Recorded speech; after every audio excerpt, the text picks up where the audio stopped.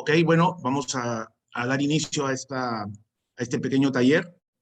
Básicamente lo que vamos a ver el día de hoy va a ser credenciales verificables y el rol que hace la blockchain cuando queremos crear este tipo de certificados. Desde ya les comento que es una presentación con cierto sabor técnico.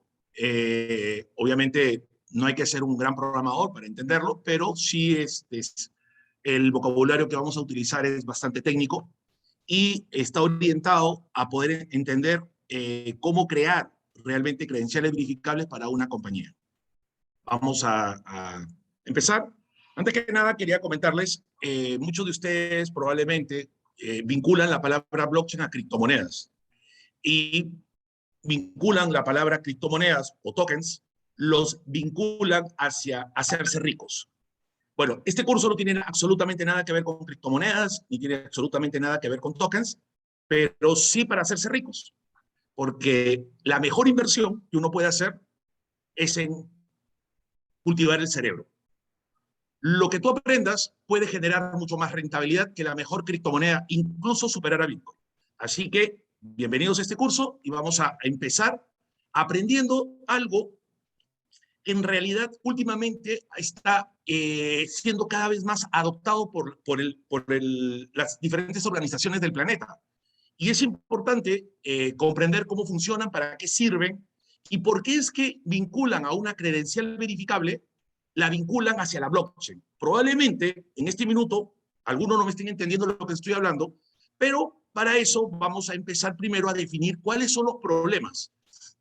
Los problemas que usualmente existen, que todos los vivimos, es que no existe una manera sencilla de identificarnos digitalmente en Internet, que sea rápida, económica y segura ante un sitio web. Si bien es cierto, Facebook, Google han logrado de alguna manera crear mecanismos para compartir tu identidad hacia cierto sitio web, facilitando el proceso de acceso, está centralizada la información en esas plataformas. Y más aún, nadie realmente garantiza que la persona que se está conectando con una cuenta de Google o una cuenta de Facebook es quien dice que es. Solo garantiza que probablemente hay un ser humano que está detrás, porque primero tuvo que pasar una prueba que hace Facebook o Google de humanidad, de reconocimiento que hay un ser humano detrás, y probablemente el sitio web está confiando en que si esa persona cuenta con una cuenta dentro de una red social o dentro de Google, considera que posiblemente sea una persona fiable y por lo menos tengo un mecanismo para identificarlo dentro de mi plataforma. Pero probablemente muchos sitios web, a pesar que te permiten ese tipo de login, en el camino te van pidiendo un conjunto de atributos que le garantice tu identidad. Yo no creo que ningún banco te ponga una opción de conéctate con Facebook y luego dime qué cuenta tienes y te doy la plata para que la muevas. Eso probablemente no exista en ningún banco del planeta. Y quizás ningún sitio web haga algo parecido. Otro gran problema que se tiene es que muchas personas, para evitar la falsificación, no sé si lo saben, que en Latinoamérica el delito más grande es la falsificación. Y dentro de la falsificación, uno de los delitos más grandes es la adulteración de los documentos o falsificación de los documentos con información, ya sea imprecisa, inexacta o completamente adulterado, completamente falso. Muchos optan por colocarle un código QR con la finalidad de poder garantizar a una tercera persona que quiera verificar ese documento que el documento es auténtico. Lamentablemente, no existen mecanismos que realmente eviten que yo haga un documento completamente falso, le coloque un código QR, ya que no hay ninguna barrera tecnológica para crear un código QR, y llevarlo hacia un sitio que se parezca mucho o sea exactamente idéntico al sitio del emisor, con la finalidad de engañarle a la persona que lo escanea el código QR, haciéndole creer que el documento es verdadero porque lo dice una entidad. Muy pocos, cuando escanean un documento, un código QR, verifican que el dominio realmente le pertenezca al emisor. Y en el eventual caso que así sea, que el dominio es correcto, nada garantiza que no exista una colusión entre alguien dentro de la institución emisora que temporalmente haya colocado un documento en ese lugar porque tiene acceso para engañarle a un tercero y luego proceder a eliminarlo sin dejar un rastro, entre comillas, porque siempre queda una miga de pan, pero sin digamos, usando este concepto tecnológico, puedes mentirle al verificador y finalmente proceder a que el verificador autorice algo para lo cual el sujeto que le estaba presentando ese documento no estaba autorizado. Firmar un documento no garantiza que no exista un documento posterior que lo revoque. Y ese es uno de los grandes problemas que tiene, incluso los documentos firmados con firmas digitales lo tienen más. Y les voy a explicar. Imaginemos que yo utilizo un documento. Dentro del Perú existe un marco legal de firma digital en el cual si yo utilizo mi firma digital acreditada, es decir, una firma digital que se encuentra dentro de la plataforma de la infraestructura oficial del Estado peruano. Esta ley es muy parecida en toda Latinoamérica, donde yo he pasado un proceso con una entidad acreditada por el organismo competente que le ha autorizado a que emitan estas credenciales, estas identidades digitales basados en un certificado digital. Yo lo adquiero, paso este proceso después de unos 5 o 6 días, me entregan este certificado y yo procedo a firmar un documento con otra persona, hacemos un acuerdo y hemos firmado este documento el día 1. Este documento tiene condiciones comerciales que se encuentran en este documento y tiene todo el respaldo legal dentro de la jurisdicción peruana para que ambas partes cumplan lo que se encuentra en ese contrato. 5 días después, los dos nos ponemos de acuerdo, porque obviamente es un acuerdo entre ambos, de revocarlo, de anularlo, de cancelarlo. Independientemente del motivo por el cual la contraparte, la otra persona que lo firmó, niega haberlo revocado, y ante la pérdida de ese documento mía, lo perdí, no lo guardé, cometí la negligencia de no tener una copia de ese documento PDF que revocaba el primero, él podría iniciar un proceso de ejecución obligándome al cumplimiento del primer contrato, puesto que no existe un mecanismo seguro que acredite la anulación de ese contrato. Peor aún, imagínense que la otra persona, yo no quiera, pero fallece, los herederos no conocen la existencia de ese documento y proceden a pretenderme hacer un juicio por el primer contrato ejecutado. O más aún, que ambos perdamos ese documento, que era una acta que justamente permitía que el primer contrato no sea ejecutado, que sea revocado, pero ambos perdimos el documento y ante la fe pública, si fuéramos funcionarios públicos, imagínense, ante la fe pública estaríamos con un contrato que nos compromete. Es importante entender que esta problemática la vivimos día a día y cada vez la vivimos más. ¿Por qué la vivimos más? Porque hace un año, desde que empezó la pandemia COVID, todas las empresas han empezado un proceso, abro comillas, de transformación digital, cierro comillas, donde indican, donde creen que el hecho de utilizar una firma digital les está dando el suficiente valor legal como para que el documento sirva ante una posibilidad de repudio de alguna de las partes en un tribunal de justicia o ante simplemente su repudio y no querer ejecutarlo y cumplirlo tal como se había acordado en el documento, sin entender la problemática que esto les podría conllevar en el futuro, puesto que no existe un mecanismo de registro de este documento que permita llevar la trazabilidad del documento en cuanto a una posible revocación o cambio de condiciones. Un problema no menor. Un problema que quizás por ahora no se está dando en forma muy común en el Perú y en Latinoamérica probablemente no. Pero los países donde hace 20 años vienen utilizando este concepto de firmas digitales son problemas conocidos. Vamos avanzando un poquito. Entendamos cómo funciona el proceso de certificación, ¿ok? Y aquí vamos a tratar de romper un paradigma. En este minuto nos encontramos 66 personas conectadas. Yo quiero que por favor piensen un minuto lo que les voy a decir. ¿Para qué emitimos documentos? Pensémoslo. Démonos unos segundos para tratar de entender por qué se emiten documentos.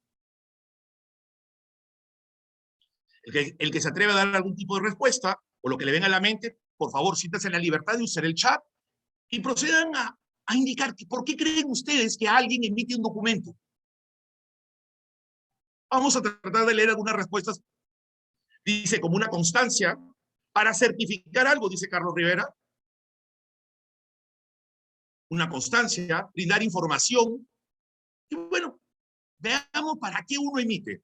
Vamos a tratar de entender ese concepto y romper ese primer paradigma para poder entender el concepto de credencial verificable. Veamos.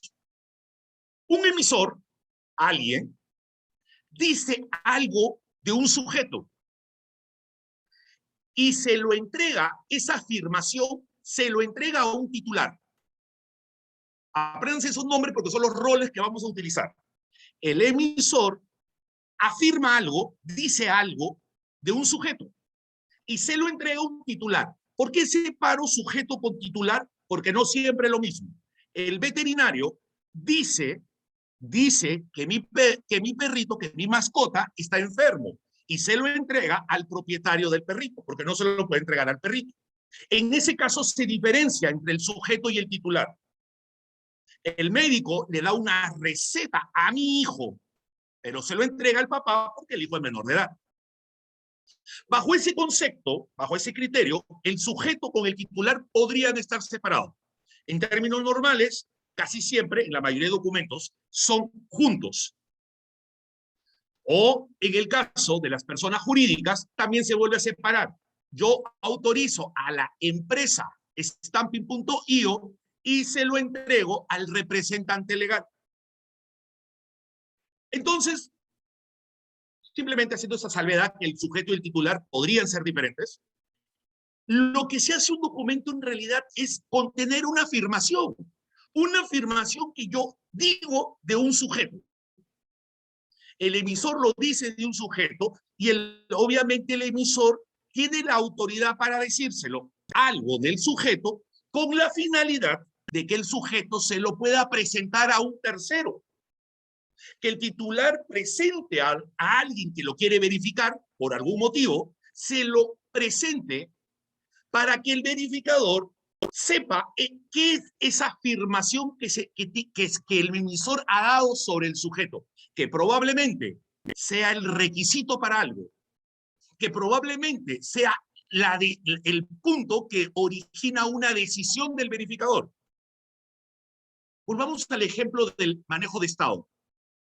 El emisor me entrega un documento PDF firmado completamente con todo lo que dice la norma, con un software acreditado, voy a hablar de Perú, un software acreditado por Indecopi, con una firma digital. Es más, le ha puesto sello de tiempo y es más, todavía le ha puesto un agente automatizado de persona jurídica. O sea, el documento es 100% válido y se lo entrega al sujeto, indicando que el sujeto es un ingeniero de sistemas o es un médico. El sujeto, que también es el titular en este caso, se lo presenta al colegio médico.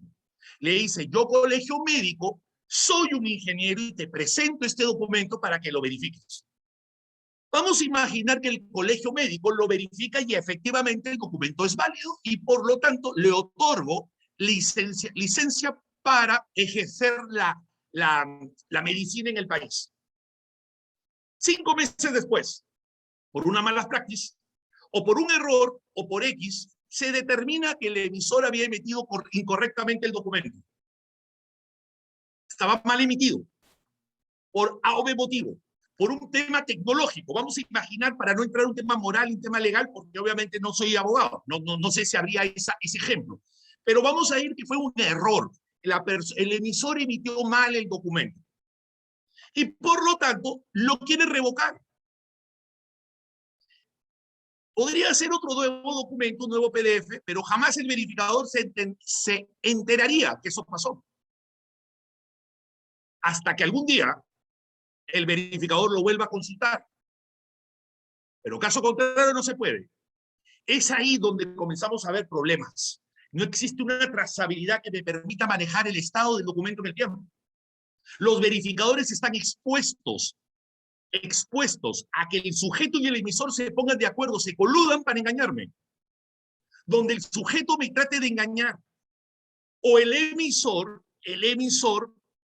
se convierte en un ser todopoderoso donde yo estoy 100% amarrado a estar constantemente haciéndole consultas. ¿Qué es lo que tiene que hacer el verificador? El verificador lo primero que tiene que hacer es validar la identidad del emisor. Estar seguro que realmente el emisor ha firmado el documento. De la manera que sea. Yo no estoy hablando de tecnología, puede haber sido un papel. Está firmado por firma manuscrita.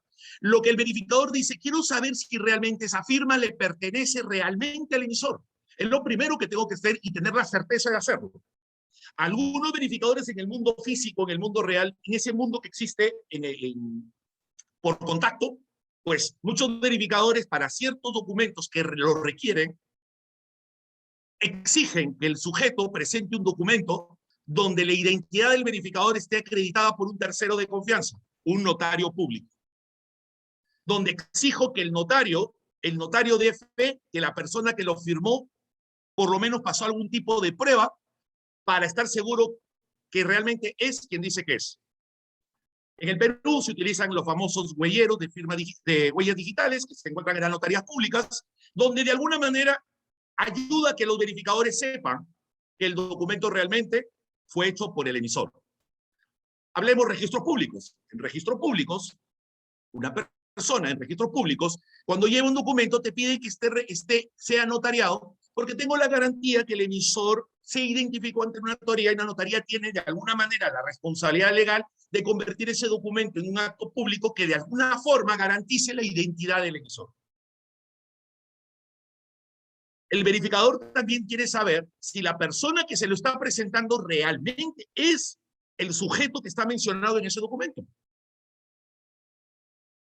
La tercera verificación o validación que realiza perdón un minuto. La tercera prueba que hace un verificador es autenticar la afirmación. Es decir, tratar de utilizar algún tipo de mecanismo donde lo que se está afirmando no haya sido adulterado por el sujeto o por el titular que me lo está presentando. Que de alguna manera el titular cuando me lo presenta no lo haya modificado a su conveniencia. Entonces, tengo que tener un mecanismo para verificar la autenticidad de la información, que la información está íntegra desde el momento en que el emisor lo emitió. Del mismo modo, tengo que saber, el verificador tiene que saber el estado de ese documento. Vaya a ser que este documento que me está presentando lo acaban de anular. Ustedes imagínense un documento que yo lo presento y lo acaban de anular hace 5 minutos. Entonces, yo debo verificar el estado. Muchas veces, no sé si les ha pasado a ustedes, donde emitimos cheques a nombre de un tercero, que son órdenes de pago, el tercero va al banco, pero el banco, a pesar de que el cheque es auténtico, que tiene una firma, a pesar que la afirmación no ha sido adulterada, se ve que no hay un borrón, llaman al emisor para confirmar, porque tienen que verificar el estado. Vaya a ser que el cheque sea robado. Entonces hay una verificación de todas maneras. Y la tercera es el sello de tiempo. Para ciertos documentos, no para todos, esto no es para todos, pero para ciertos documentos el verificador tiene que tener la certeza, independientemente el contenido del documento diga que este documento fue hecho el día hace un año, es probable que yo necesite una fecha certera, no el que está en el documento, sino algún mecanismo que me garantice que realmente fue hecho en ese momento. Muchas veces ese sellado de tiempo o ese fecha certera a veces se utilizan a los notarios públicos no solo para identificar la identidad, sino para tener una fecha certera que eso fue hecho en ese día. En la firma digital existen los famosos sellos de tiempo a través de autoridades de sellado de tiempo, de TCAs, que son empresas que centralizan de alguna manera, tú le envías un dato y ellos le ponen un sello de tiempo y te lo entregan sellado, de tal manera de demostrar que eso fue realizado en ese momento del tiempo. ¿Ok? Si nos damos cuenta, esto es un documento. Ahora yo les hago una pregunta, nuevamente. ¿Para qué hacemos un documento?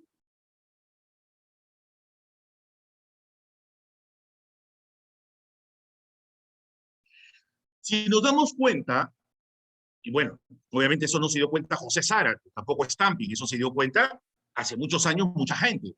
Y dijo, en realidad un documento es un medio de transporte, de información.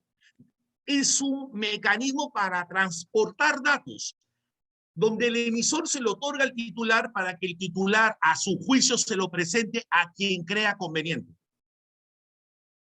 Con la suficiente validez legal y con la suficiente validez probatoria como para que el verificador tenga la confianza que esto realmente fue. Pero si esto no funciona y el verificador va a terminar preguntándomelo a mí, entonces ¿para qué le emito el documento?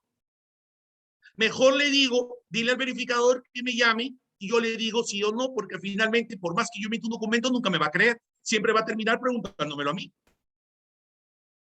Entonces, ¿para qué estamos emitiendo documentos si nadie cree en los documentos que yo emito? Pensémoslo. Aunque parezca mentira, esta solución existe.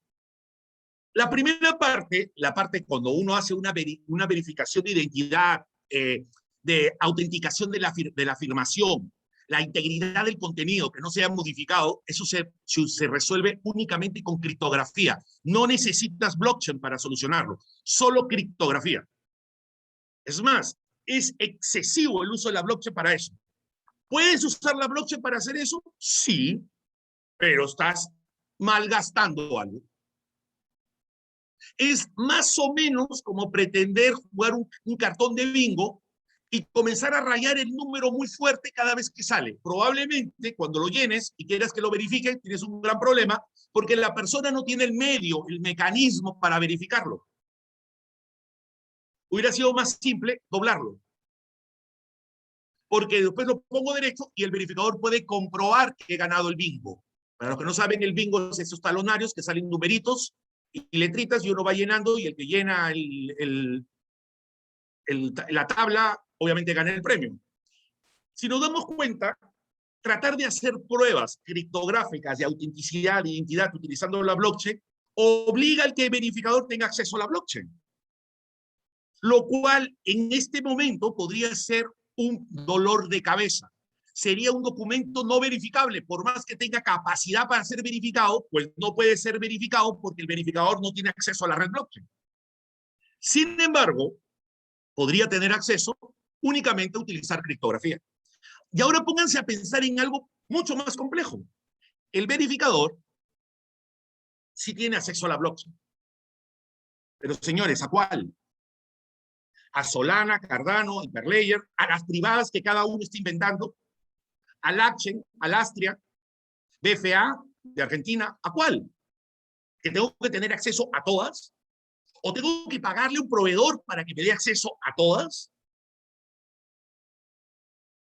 Recuerden que el verificador valida los documentos de las personas que se los presentan o del titular que le presenta el documento sin saber quién lo ha emitido y la tecnología que lo está emitiendo. Claro, quizás en un mundo perfecto algún día exista una posibilidad de interoperar entre todas las blockchains o existe la dominancia absoluta de una blockchain o dos o tres que pueda solucionar este problema, pero hoy por hoy eso no existe. Por lo tanto, la primera parte, con criptografía es suficiente, con doblar el punto es suficiente y tiene la misma seguridad que la blockchain y lo que es peor, miren lo que voy a decir, es más eficiente, es más rápido e incluso puedo verificarlo sin tener internet. Esa es la parte más hermosa de todo. Sin embargo, para ver el estado del documento no hay otra forma que utilizar alguna base de datos que lleve el control del documento. Y ahí es donde viene la blockchain. No hay forma, por lo menos algún invento existente en la humanidad que la reemplace. Es decir, tener algún lugar que gestione el documento, que el mismo emisor me lo haya dicho, que es ahí donde se va a gestionar, o los emisores, porque pueden ser multifirma, donde yo como verificador, si quiero saber el estado, no me queda otra cosa que conectarme a esa red y verificar en ese smart contract, donde el emisor me ha dicho que ahí va a guardar el estado de ese documento, ir a verificar el documento con algún tipo de identificador, ya sea el hash, la huella digital que se emite en el documento, o algún identificador que él mismo me lo ha firmado dentro de esta afirmación, dentro del contenido del documento, yo proceda a buscarlo en ese lugar con la certeza que absolutamente nadie me lo va a poder modificar más que el emisor. Y puedo comprobar si cada vez que se cambia el estado fue hecho por los emisores o vino alguien a pretender cambiarlo, porque si el smart contract está correctamente hecho, esa garantía existe. Y además me permite saber con una fuente de tercero, sin tener que estar pagándole a un TSA, a una autoridad de tiempo, que dicho de paso, no son confiables tampoco. Yo podría, o de un notario, no es una fuente confiable, porque es un ser humano, y los seres humanos son corruptibles. Prefiero creer en las matemáticas, en las computadoras, las cuales no reciben coimas. Entonces, ¿qué es lo que yo hago? Me voy a la base de datos. Por llamarle base de datos, nuevamente, entre comillas, me voy a un deleteo o una red blockchain donde el emisor me ha indicado y yo verifico si el estado de ese documento continúa activo o ha sido revocado. Por privacidad de la información, no me va a decir cuál es el otro documento y dónde lo puedo encontrar, porque no me lo está presentando el titular y no soy yo quien a preguntárselo. Pero me va a advertir que ese documento ya no es válido, ya no está vigente. Lo único que procedo es decirle, señor titular, usted me está presentando un documento que está revocado por el emisor. Lléveselo y tráigame un documento completamente válido. Y si quiero verificar el sello de tiempo, pues le digo a la red blockchain, ¿cuándo fue firmado esto? Para saber cómo está firmado algo dentro de una red blockchain, les comento, en realidad cada transacción que uno ejecuta dentro de un smart contract, no necesariamente en el momento que lo registré, se registra en la blockchain. En realidad tengo que esperar hasta que exista una confirmación de acuerdo a al protocolo de consenso que se haya establecido en esa red blockchain, hasta que esa transacción ingrese a un bloque. En realidad yo verifico la fecha del bloque que ingresó y esa es la fecha certera en el cual a mí me garantiza que ese documento, ese estado es válido y ese documento fue generado en ese momento del tiempo. Y no se puede cambiar, no se puede adulterar. No hay mecanismo tecnológico hasta ahora conocido que lo pueda hacer.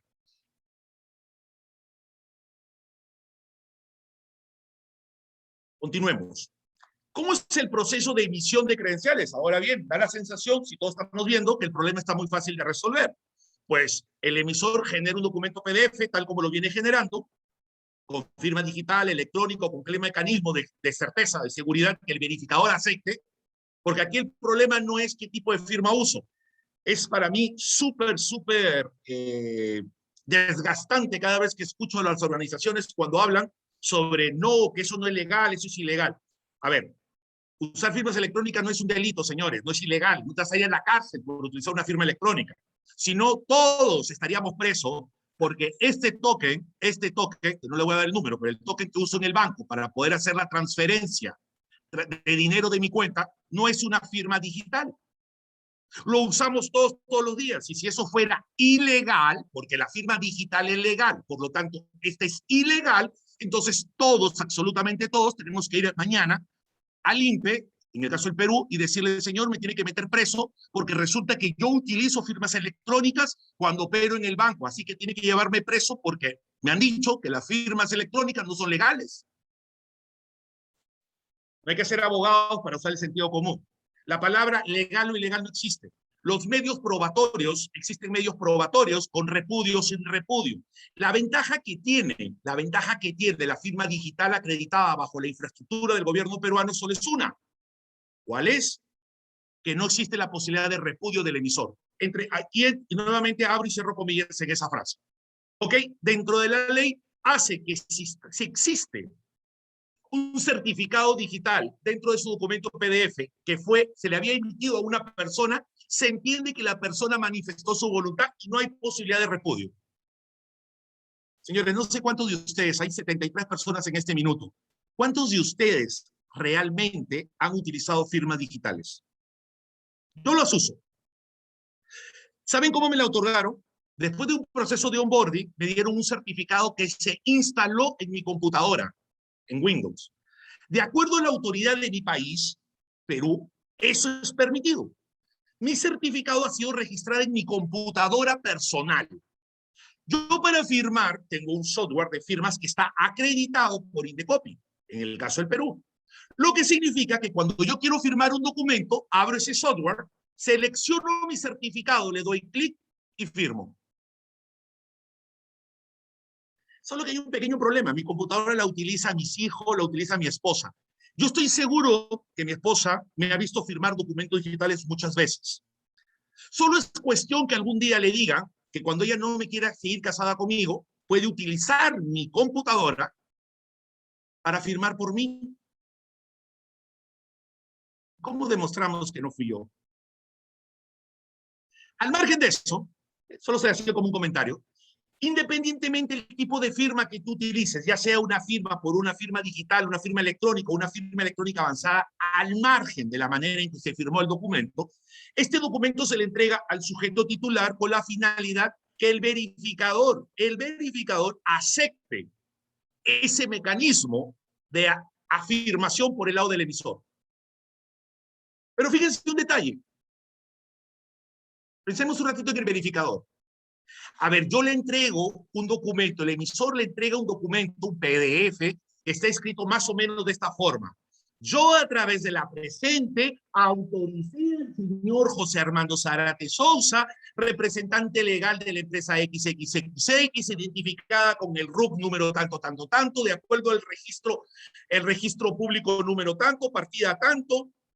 Autorizo que a partir de la fecha pueda transportar combustible restringido en su red de flota de camiones del tipo GLP número 34 en camiones no mayor de tantas cilindradas y únicamente en los distritos de Jauja, Lima, Arequipa y X. ¿Correcto? Considerar que esta licencia solo ha sido otorgada en forma temporal por 6 meses, que rige a partir de la firma del contrato, de la autorización, y me lo entrega una autoridad competente. Y yo, sujeto titular, se lo estoy presentando a un tercero. El tercero tiene que dejar evidencia, como saben que la carta está hecha de tal manera que solo un ser humano va a tener que leer e entender si realmente estoy autorizado o no, porque esa carta también podría decir, a través de la presente, no autorizo a José Zárate y repetir toda la historia, pero ¿para qué pongo un no? El verificador tiene que leerla, entenderla. Sí, puede utilizar OCRs, Machine Learning, Deep Learning y todo lo que termine en Learning. Pero tiene un problema. Tiene que tratar de entender lo que afirmó el emisor. Yo te hago una pregunta, ¿para qué le mandamos un papel si él no quiere guardar papeles? ¿Y sabe lo que le obligas? A que la persona que está detrás de ese mostrador, porque este verificador ahora, como estamos en un proceso digital, es un ser humano. O es una computadora, tiene que decir, dame una copia y lo va a guardar como copia. Y en algunos casos, lo tienen que imprimir para guardarlo en un archivo. Estamos en un mundo de transformación digital y continuamos en ese ciclo. ¿Y todo por qué? Porque el emisor me lo entregó de esa manera. Yo les hago una pregunta, ¿y por qué no me lo entregaste formateado? Si yo lo que quería no es que me mandes tu logo, ni que me mandes una serie de palabras en las cuales no me interesa si me escribes saludándome o sin saludándome, o si terminas diciéndome sin otro particular le emito la carta o cordialmente, o por último ni siquiera te despides. A mí no me interesa eso. A mí lo que me interesa es el contenido de tu afirmación. ¿Por qué no me lo entregas de tal manera que a mí me sirva? ¿Por qué no me lo entregas en un formato que mis computadoras lo entiendan? Y ponemos el mismo valor legal, exactamente el mismo que yo acepto. Les explico ahora. Ese concepto se llama credencial verificable. En vez de que me escribas una carta simulando el mundo físico, porque eso fue lo que hicieron los grandes ingenieros hace 20 años se les ocurrió la genial idea de simular lo que veníamos haciendo. Es decir, hacíamos papeles que los firmábamos. Luego dijeron, no, vamos a digitalizar todos estos documentos a través de un fedatario juramentado en informática que dé fe que el documento es una copia del original. Luego vinieron otros ingenieros y dijeron, no, ¿qué estás haciendo? Son pavadas. ¿Por qué no el documento nace digitalmente? ¿Para qué lo imprimes y lo firmas si podemos usar firmas digitales acreditadas porque ya hay una ley que lo ampara? Después de haberlos convencido a todos estos funcionarios públicos para que lo utilicen, finalmente lo firman digitalmente. ¿Pero qué firman digitalmente? La misma carta que hacían en forma física. Con loguito, quiero que salga igualito, el número acá arriba, que salga con colorines, que salga rojito arriba, que se genere en PDF, como si realmente la ley dijera que si no está en PDF no sirve. La ley no dice eso, la ley dice que tiene que ser firmada con un certificado acreditado, su certificado X509 o lo que sea, que está acreditado por una autoridad, y yo puedo usar ese mismo, pero ya no voy a firmar tu PDF porque a nadie le interesa tu PDF. Porque si me vas a dar algo que solamente demuestra que yo cumplí algo, pero yo no tengo necesidad de presentárselo a nadie, solo es para mí por ego, ¿para qué me lo firmas con firma digital? Si a nadie le interesa, si solo es para mí, no va a ser verificado por nadie. Emítelo simplemente, mándame una carta de email, yo le hago un print screen, lo pongo en un cuadro y lo pego en mi sala. Pero si tú necesitas que yo se lo presente a un tercero, pues tienes que entregármelo de la forma como el tercero facilita su trabajo, para que esto sea eficiente, para que interopere, convierte el documento en un instrumento de transporte de afirmaciones, con el mismo nivel de confianza que estabas trabajando arriba. Y puedes firmarlo, ojo, usando tus certificados emitidos por esta infraestructura del gobierno de tu país, sin ningún problema. Pero ya no lleves PDFs. ¿Y sabes qué? Un PDF ocupa este tamaño en el disco. Un JSON, que es simplemente un formato de texto chiquitito. Pensémoslo. Y si me vas a emitir algo que solamente es por ego o para presentárselo a alguien, pero no tiene un contenido, en realidad solamente es para demostrar que sí o que no.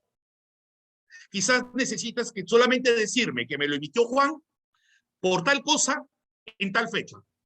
¿Y sabes qué? ¿Para qué vas a hacer un JSON? ¿Para qué vas a hacer un documento certificado con un logo que diga el presente documento certifica que todos los 72 personas que se encuentran en este chat han llevado la charla de José Zárate? Oye, ¿para qué vamos a hacer un documento para todo eso? Si en realidad es irrelevante, no creo que nadie de ustedes se lo vaya a presentar a un tercero. Pero para eso existe otro concepto, se llaman insignias digitales. Tecnológicamente se genera un NFT. Un NFT que no es para criptoarte, sino es un NFT, no importa que sea feo el dibujito.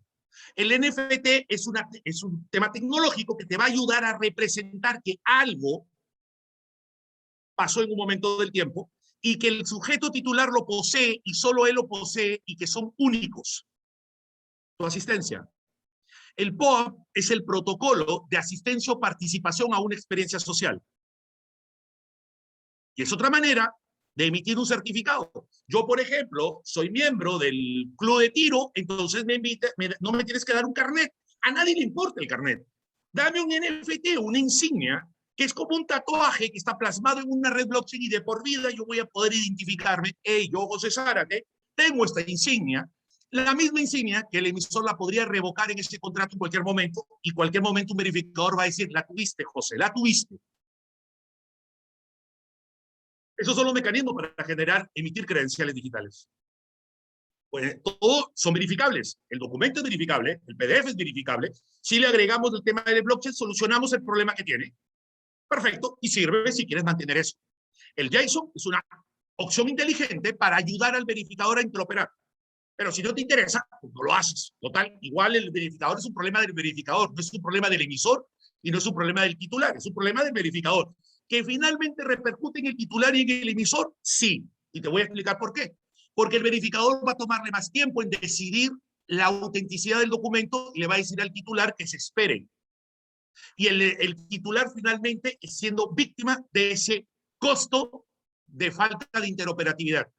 Pero lo peor aún, que el verificador, para estar realmente seguro, se lo va a tener que terminar preguntándoselo al emisor y le está generando un trabajo, una sobrecarga de trabajo de algo que no le genera valor.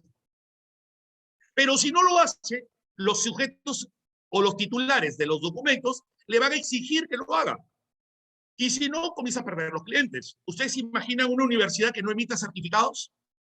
Pues la gente deja de llevar los cursos porque no hay forma de comprobarle a la empresa que lleve sus cursos. Sencillamente dejó de hacerlo. Ya me estoy saltando un poquito. Vamos a avanzar un poquito más. Vamos a tratar de entender todo el proceso de cómo se genera una credencial verificable. ¿Ok? Primero, ¿qué hacemos? Primero, tenemos un software, obvio, como cualquier sistema, que después del cumplimiento de una serie de requisitos, el emisor ha determinado, y ojo, esa información se está guardando en su base de datos, el emisor ha determinado emitir algún tipo de credencial, un NFT, una insignia, una credencial verificable o un documento PDF. Este es el momento donde tengo que dar la pausa comercial. Por si acaso, Stamping hace todo eso en APIs, de manera descentralizada y conectada en cualquier red blockchain que utilice la máquina virtual, el virtual machine de Ethereum. Y en forma natural y nativa con LangChain. ¿Ok? Esa era la parte comercial. Tenemos que siempre darle mérito a nuestros auspiciadores. Continuemos. Imagínense que aparte de hacer el documento bonito, porque igual lo quiero hacer bonito, porque vivimos en un mundo de ego, y yo sé que cuando emite este documento, supongamos que es un certificado de estudio, yo sé que la persona, el titular de ese certificado, lo va a subir a sus redes sociales y eso le da ego a él y a mí. Y quizás a mí me traiga un poco, cuando digo a mí me refiero al emisor. El emisor quizás hasta reciba algunos clientes, porque obviamente cuando la persona lo suba a sus redes, un tema de ego, va a recibir likes junto con envidias. Y la envidia es, ¿y por qué él y yo no? Y eso significa, también voy a llevar el curso, y es más, voy a llevar los dos cursos para ganarle a él. Y eso, pues obviamente, le ayuda al emisor. Entonces el emisor dice, el documento lo sigo que emitir porque obviamente genera ego y genera clientes y genera envidia y es parte de mi modelo de negocio y así tiene que funcionar. Eso lo voy a continuar, no tengo por qué cambiarlo. Sin embargo, entiendo que si yo emito constancias de matrículas a personas que están siendo, que tienen becas en sus empresas o personas que están estudiando conmigo en unos horarios que les permite la empresa dejar de laborar bajo la autorización que estén estudiando, pues es obvio que yo debo hacerlo pensando en el que me paga, que es la empresa, no la persona, no el sujeto. Entonces voy a hacer otra cosa. Aparte de emitir el papel para el sujeto que lo voy a mandarle a mi cliente, que es la empresa, que necesita verificar y necesita llevar eso en su legajo, y que yo necesito que él sepa que soy eficiente, le voy a emitir, además del documento, una credencial verificable. Defino la credencial verificable en el mismo software y emito esa credencial. Y vamos a fijarnos sobre la credencial, ya no en el documento, porque creo que todos entendemos cómo es un documento PDF formateado muy bonito y firmado digitalmente. Vamos a ir ahora hacia la credencial verificable. Una credencial verificable es algo parecido a lo que ustedes están viendo. Tengo el ID de la credencial. Bueno, obviamente hay una semántica, hay unos tipos arriba que hay que poner, pero eso no genera valor. Digamos, esto es una parte simplificada de la credencial. Tiene un ID, que es un código único, tú lo pones como tú quieras. No importa, es un ID, un identificador. El type, tú le indicas el tipo de credencial, como tú quieras. El emisor tiene un identificador con algún mecanismo que ayude a los validadores, al tercero que va a verificar, reconocer la identidad. Recuerden que su primera validación es saber si esto realmente fue emitido por ese emisor. Entonces, ahí se utiliza el primer concepto, identidad digital. Lo que él pone ahí es su identidad digital. ¿Cuál es la identidad digital? Bueno, no hay un estándar, pero alguna que el verificador acepte, alguna que el verificador confíe. Esa identidad digital. Y si no, y si lo quiero firmar con mi certificado, que todos deberían aceptarlo, que es el certificado emitido por una autoridad acreditada en mi país por Indecopi, hablo de los certificados digitales, de firmas digitales. Entonces, ¿qué es lo que hago? Pongo mi llave pública. Ese soy yo. Esa es mi llave pública. ¿Ok? Coloco en la parte de las fechas, desde cuándo hasta cuándo, y luego pongo en el asunto de la credencial, coloco los atributos de acuerdo al formato que yo quiera, que me dé la gana, o de acuerdo al formato que está establecido en la industria, de repente ya se estandarizó, como en el caso, por ejemplo, del proyecto que hicimos acá en el Perú de vacunas para el COVID. Obviamente se emitieron un protocolo de establecimiento de campos con la finalidad de que puedan ser interoperables entre los países, obvio, puedo utilizar un estándar, una taxonomía fijada en la industria, o de repente, la forma como el verificador lo necesita, me dijo, ¿sabes qué? Envíamelo de esta manera, por favor. Perfecto, yo te lo envío de esta manera. Y en eso le pongo los datos y entre ellos la identidad del sujeto al cual yo le estoy afirmando algo. Lo que estoy afirmando está en esos atributos. Cualquier cosa puede ser. Luego, este resultado, esta credencial basado en estándares, y esto es una de las cosas más raras, es que hay un montón de estándares, pero son estándares. Y hay varios, hay que elegir alguno.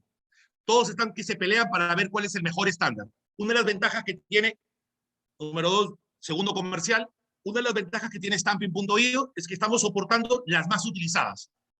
El AP 1812 con el 712, que es con el tipo de hacheo 712.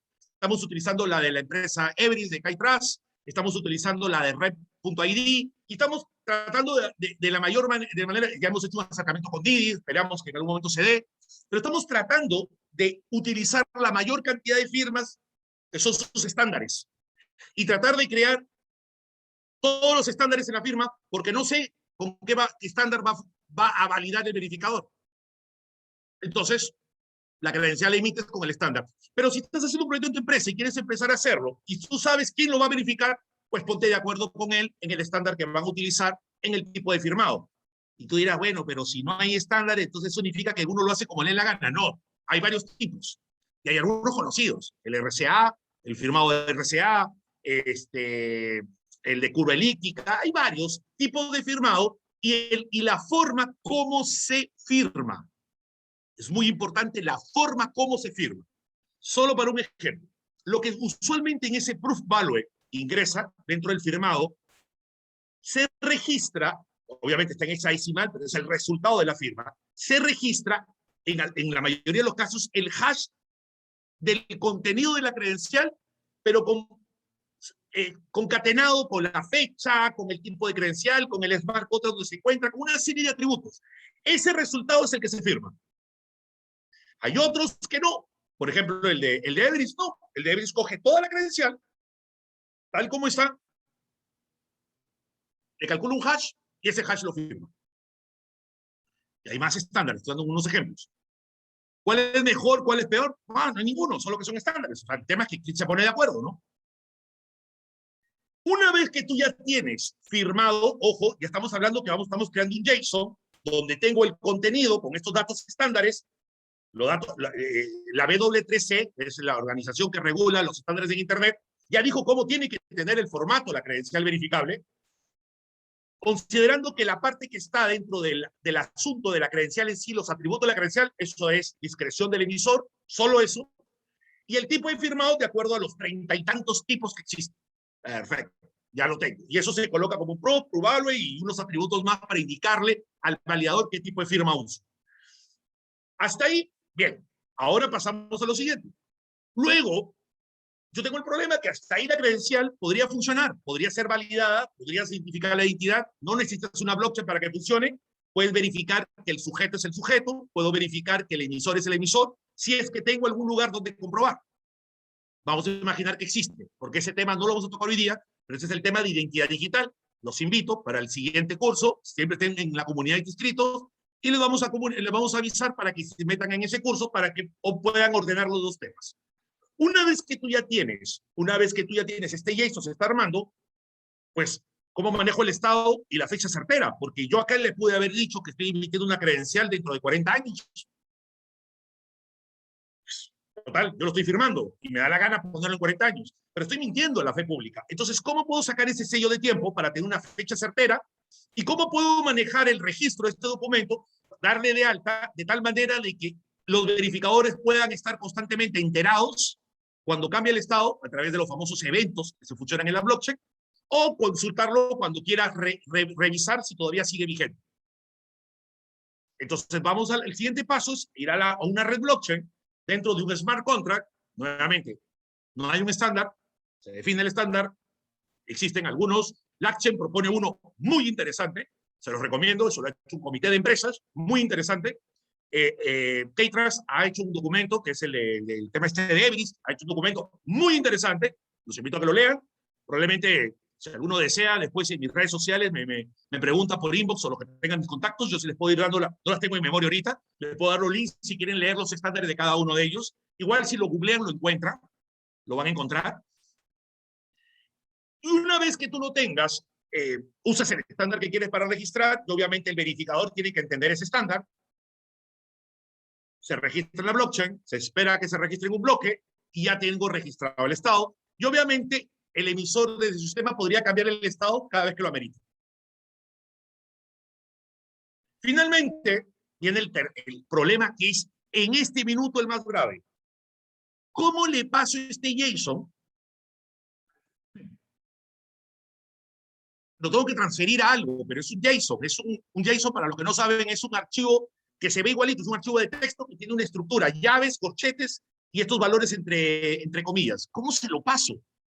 Entonces, ahí entra el concepto de las billeteras electrónicas capaces de recibir este tipo de credenciales basado en algunas validaciones tecnológicas y, dicho de paso, me permite, obviamente, la billetera que estamos desarrollando nosotros soporta los estándares que les he mencionado, pero además te permite verificar las credenciales de otros. Lo estoy explicando en simple, pero básicamente este es el proceso total que hay que hacer.